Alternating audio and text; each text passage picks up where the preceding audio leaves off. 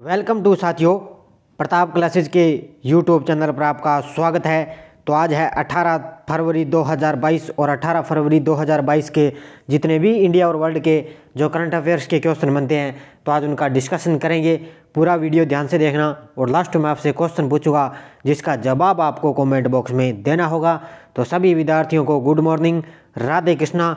और जो भी विद्यार्थी हमारे इस चैनल पर नए हैं तो चैनल को सब्सक्राइब कर लें और इसके पास लगे बेल आइकन का घंटा दबा लें ताकि हम जैसे ही वीडियो अपलोड करें उसका नोटिफिकेशन आप तक पहुंच जाए। और वीडियो लाइक शेयर कर देना। और पीडीएफ आपको इसकी टेलीग्राम पर प्रताप क्लासेस सर्च करके वहां से आप डाउनलोड कर सकते हो। और इस वीडियो के डिस्क्रिप्शन में भी टेलीग्राम का लिंक है, वहाँ जाकर भी आप डाउनलोड कर सकते हो। तो हमारे टेलीग्राम को आप ज़रूर ज्वाइन कीजिए क्योंकि हमारा डेली कोई भी नोटिफिकेशन है तो हम टेलीग्राम पर डाल देते हैं। और शाम को हमारी इसी वीडियो की क्विज मिलती है आपको 9 बजे और क्विज मिलने के बाद आपको इसकी पीडीएफ मिलती है। तो आइए हम बात करते हैं आज पहले क्वेश्चन की। बड़ा ही शानदार, हाल में G20 शिखर सम्मेलन 2023 किस देश में आयोजित किया जाएगा? G20 शिखर सम्मेलन 2023 किस देश में आयोजित किया जाएगा? तो ये किया जाएगा अपने देश भारत में। कहाँ पे? अपना देश भारत है, वहाँ क्या है G20 शिखर सम्मेलन 2023 इस भारत देश में आयोजित किया जाएगा। मुख्य तथ्य देखो कि भारत 1 दिसंबर 2022 से 30 नवंबर 2023 तक G20 की अध्यक्षता करेगा। कौन? भारत करेगा। ध्यान रखना, 1 दिसंबर से लेके 2022 से 30 नवंबर 2023 तक भारत वह क्या है अध्यक्षता करेगा G20 शिखर सम्मेलन की। और G20 शिखर सम्मेलन 2023 18वें संस्करण में भारत में आयोजित किया जाएगा।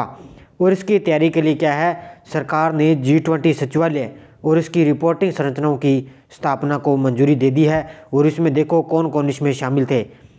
एक तो हमारी वित्त मंत्री निर्मला सीतारमण थी, गृह मंत्री थे अमित शाह और विदेश मंत्री हैं एस जयशंकर। और G20 शेरपा कौन थे? पीयूष गोयल। इसमें अभी क्या है, इस रिपोर्ट को मंजूरी प्रदान की गई है तो इतने व्यक्ति इसमें जो है सदस्य इसमें शामिल थे। तो अभी क्या है कि इसकी तैयारियों के लिए स्टार्ट हो चुकी है, शुरुआत हो चुकी है इसकी। भारत G20 शिखर सम्मेलन में इसका आयोजन किया जाएगा। तो इतनी बातें आपको याद रखनी है। अगला क्वेश्चन देखो, हाल ही में पंचतंत्र पर पहला रंगीन स्मारक सिक्का किसने लॉन्च किया है? तो अभी लॉन्च किया है हमारी निर्मला सीतारमण। वित्त मंत्री कौन है? वित्त मंत्री निर्मला सीतारमण ने अभी पंचतंत्र पर पहला रंगीन स्मारक सिक्का है जो लॉन्च किया है। मुख्य तथ्य देखो, वित्त मंत्री निर्मला सीतारमण ने security printing and meeting corporation of India limited के 17वें स्थापना दिवस के अवसर पर पंचतंत्र पर पहला रंगीन स्मारक सिक्का लॉन्च किया है। और वित्त मंत्री ने अपने संबोधन में कौशल बढ़ाने और नए कौशल हासिल करने और प्रौद्योगिकी संचालित अर्थव्यवस्था को पूरा करने के लिए उन्नयन पर जोर दिया है। तो बड़ा ही शानदार क्वेश्चन है कि पंचतंत्र पर पहला रंगीन स्मारक सिक्का लॉन्च किया है हमारी वित्त मंत्री निर्मला सीतारमण ने। अगला क्वेश्चन देखो, हाल ही में चौथी भारत और ऑस्ट्रेलिया ऊर्जा वार्ता की सह अध्यक्षता किसने की है? अभी चौथी भारत ऑस्ट्रेलिया ऊर्जा वार्ता की अध्यक्षता हो चुकी है। तो ये अध्यक्षता की है हमारी ऊर्जा मंत्री है आर.के. सिंह ने। किसने? हमारे ऊर्जा मंत्री आर.के. सिंह ने अध्यक्षता की है कि चौथी भारत और ऑस्ट्रेलिया ऊर्जा वार्ता की अध्यक्षता की है। तो कल ही मैंने आपको बताया था कि 2024 में क्या है, इसने घोषणा की है ऊर्जा मंत्री आर.के. सिंह ने कि 2024 में भारत क्या है कि कृषि में पहले डीजल का इस्तेमाल करता था, लेकिन अब क्या है कि नवीकरणीय ऊर्जा का उपयोग है। आने वाले 2024 में ये कृषि में डीजल की जगह ये नवीकरणीय ऊर्जा का उपयोग करेगा। मुख्य तथ्य देखो, चौथी भारत ऑस्ट्रेलिया ऊर्जा वार्ता की सह अध्यक्षता केंद्रीय ऊर्जा और नवीकरणीय ऊर्जा मंत्री आर.के. सिंह ने ऑस्ट्रेलियाई ऊर्जा और उत्सर्जन न्यूनीकरण मंत्री एंगस टेलर ने इसकी घोषणा की है। न्यूनीकरण मंत्री है एंगस टेलर ने अभी घोषणा हो चुकी है कि नवीकरणीय ऊर्जा जो है स्टार्ट की जाए। अभी दोनों देशों के बीच में वार्ता हुई है और इसकी अध्यक्षता की है हमारे ऊर्जा मंत्री आर.के. सिंह ने। विकासशील देशों के ऊर्जा संक्रमण लक्ष्यों को पूरा करने के लिए भारत द्वारा जलवायु वित्त की आवश्यकता पर भी प्रकाश डाला गया है। तो भारत में जितने भी विकासशील देशों में क्या है, ऊर्जा संक्रमण को लक्ष्य को पूरा करना और इसके जलवायु वित्त की आवश्यकता पर भी प्रकाश डाला गया है। तो अभी दोनों देशों के बीच ये वार्ता हुई थी और ये भी अभी नए आंकड़ों के अनुसार भी पता चला है कि राजस्थान है जो सौर ऊर्जा में अव्वल हो चुका है, टॉप पे आ चुका है, पूरा राजस्थान नंबर 1 पे सौर ऊर्जा के मामलों में। अगला क्वेश्चन देखो, हाल ही में किस मंत्रालय ने DANT के आर्थिक सशक्तिकरण के लिए योजना शुरू की है? तो अभी एक मंत्रालय ने DANT के आर्थिक सशक्तिकरण के लिए योजना शुरू की है, तो वो की है सामाजिक न्याय मंत्रालय ने। किसने? सामाजिक न्याय मंत्रालय ने अभी DANT के आर्थिक सशक्तिकरण के लिए योजना शुरू की है। मुख्य तथ्य देखो, केंद्रीय सामाजिक न्याय और अधिकारिता मंत्री कौन है? डॉक्टर वीरेंद्र कुमार ने नई दिल्ली के डॉक्टर अंबेडकर इंटरनेशनल सेंटर में DANTS के आर्थिक सशक्तिकरण योजना नामक एक केंद्रीय क्षेत्र की योजना की शुरू की है। किसने? हमारे जो सामाजिक न्याय और अधिकारिता मंत्री हैं डॉक्टर वीरेंद्र कुमार ने, उन्होंने यह घोषणा की है कि आर्थिक सशक्तिकरण योजना एक केंद्रीय क्षेत्र की योजना शुरू की है। DANT उम्मीदवारों के लिए अच्छी गुणवत्ता की कोचिंग प्रदान करना ताकि वे प्रतियोगिता परीक्षाओं में शामिल हो सके, एक तो ये इसका उद्देश्य है, और एक है DANT समुदाय को स्वास्थ्य बीमा प्रदान करना, एक यह इनका उद्देश्य है। तो इसी योजना के तहत सशक्तिकरण योजना नामक एक इसकी शुरुआत की है हमारे सामाजिक न्याय डॉक्टर वीरेंद्र कुमार ने।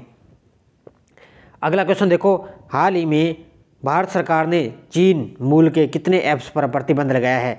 तो लगभग जितने भी अपने भारत में जो चीन के ऐप चल रहे हैं, तो उनके अभी भारत सरकार ने क्या है, चीन मूल के 54 ऐप, कितने 54 ऐप पर क्या है प्रतिबंध लगा दिया है भारत सरकार ने।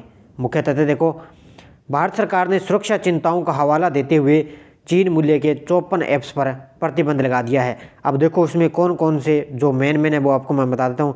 ऐप में सी लिमिटेड का मार्की गेम, एक तो है मार्की गेम, उसके बाद में फ्री फायर है, ये एक टेंसेट है, एक अलीबाबा और नाइट जी जैसी तकनीकी फर्मों से संबंधित अन्य ऐप भी इसमें शामिल थे, जिन पर क्या है प्रतिबंध लगा दिया गया है। फ्री फायर की तुलना अक्सर PUBG से की जाती है और यह दुनिया के सबसे लोकप्रिय मोबाइल गेम्स में एक है, लेकिन कुछ दिन पहले PUBG, तो ये चाइनीज़ गेम है, तो ये बहुत ही मशहूर हो चुका था, PUBG गेम है, और ये फ्री फायर की तुलना अक्सर लगभग PUBG से की जाती है। सारे विद्यार्थी तो लगभग PUBG से तो चर्चा सब परिचित होंगे भी, PUBG गेम से क्या होता है, क्या कुछ चलते हैं, तो सब। तो अभी क्या है, चाइना ने ये 54 जो ऐप्स थे प्रतिबंध लगा दिया है भारत सरकार ने। अगला क्वेश्चन देखो, हाल ही में किस संगठन ने तंबाकू छोड़ो ऐप लॉन्च किया है? अभी जो किया है विश्व स्वास्थ्य संगठन ने। किसने? विश्व स्वास्थ्य संगठन ने क्या है, तंबाकू छोड़ो ऐप लॉन्च किया है, क्योंकि मानव है जो अभी इस धूम्रपान क्षेत्र में तंबाकू के मामले में बहुत ज़्यादा बढ़ रहे हैं, तो इसी वजह से एक ऐप लॉन्च कर दिया है तंबाकू छोड़ो। किसने? विश्व स्वास्थ्य संगठन ने। मुख्य तथ्य देखो, विश्व स्वास्थ्य संगठन ने दक्षिणी पूर्वी एशिया क्षेत्र ने तंबाकू छोड़ो ऐप लॉन्च कर दिया है, दक्षिणी पूर्वी एशिया क्षेत्र में विश्व स्वास्थ्य संगठन ने। अब विश्व स्वास्थ्य संगठन का मुख्यालय कहाँ पर है? जिनेवा, स्विट्जरलैंड, और इसकी स्थापना कब हुई? 7 अप्रैल 1948। और विश्व स्वास्थ्य संगठन के महानिदेशक कौन है? टेड्रोस एडमिनोम। कौन है? टेड्रोस एडमिनोम इसके महानिदेशक हैं और इसका मुख्यालय है जिनेवा, स्विट्जरलैंड। अगला क्वेश्चन देखो, हाल ही में किसने टेरी का विश्व सतत विकास शिखर सम्मेलन का उद्घाटन किया है? तो ये किया है हमारे देश के प्रधानमंत्री नरेंद्र मोदी ने। अभी TERI का विश्व सतत विकास शिखर सम्मेलन का उद्घाटन किया है हमारे मोदी जी ने। मुख्य तथ्य देखो, प्रधानमंत्री नरेंद्र मोदी ने the energy and resource institute world sustainable development summit में उद्घाटन इसका भाषण दिया है। किसमें?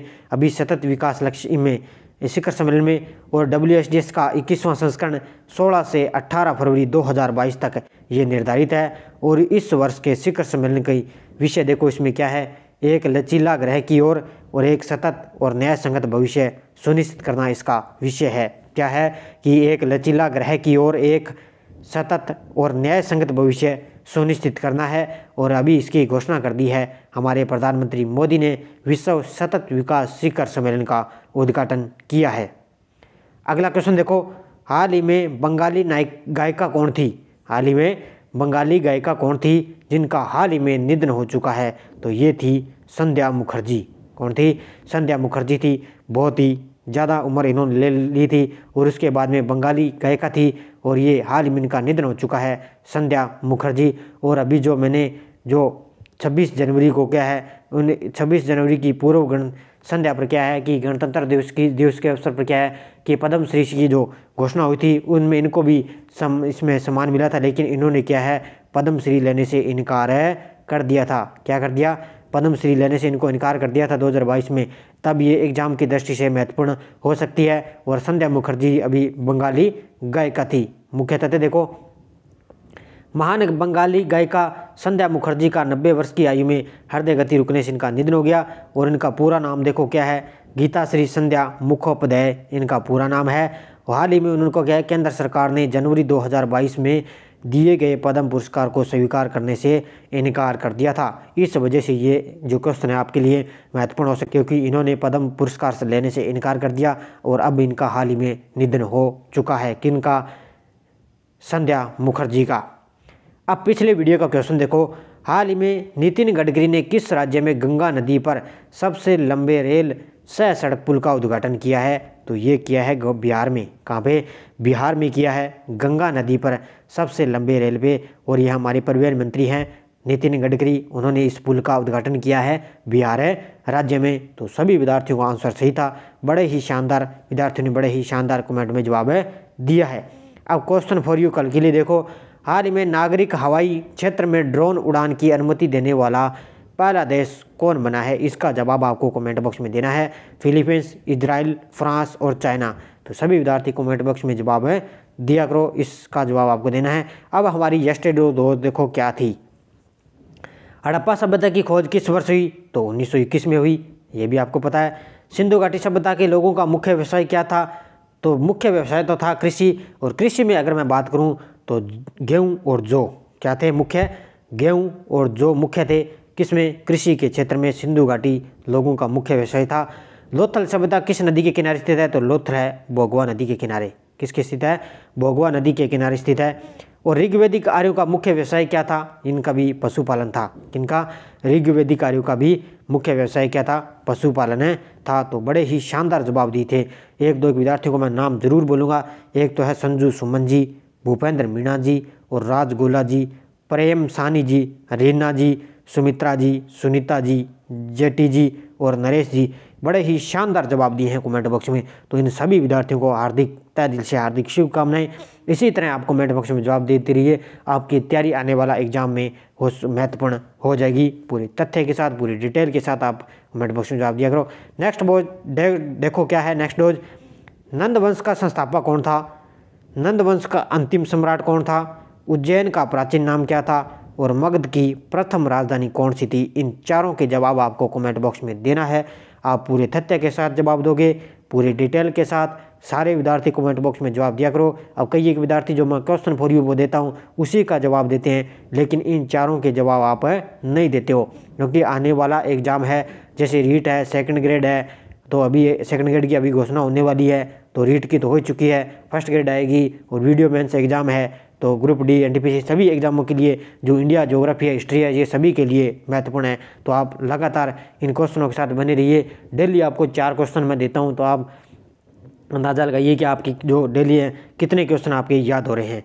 तो जाते जाते आप वीडियो को लाइक शेयर कर देना। और पीडीएफ आपको इसकी टेलीग्राम पर प्रताप क्लासेस सर्च करके वहाँ से आप डाउनलोड कर सकते हो। और कल शाम मैंने आपको उपलब्ध करवा दिया भारत की प्रमुख योजनाएं, जितने भी योजनाएं थी भारत में वो मोस्ट मैंने आपको उस वीडियो में उपलब्ध करवा दी। वो भी आप देखना न भूलें। और कल शाम 8 बजे मैंने उपलब्ध करवा दिया वीडियो। तो छोटे छोटे हम वीडियो अब स्टार्ट करेंगे जो भी वीडियो मेंस एग्ज़ाम के लिए। तो धन्यवाद दोस्तों। जय हिंद, जय भारत।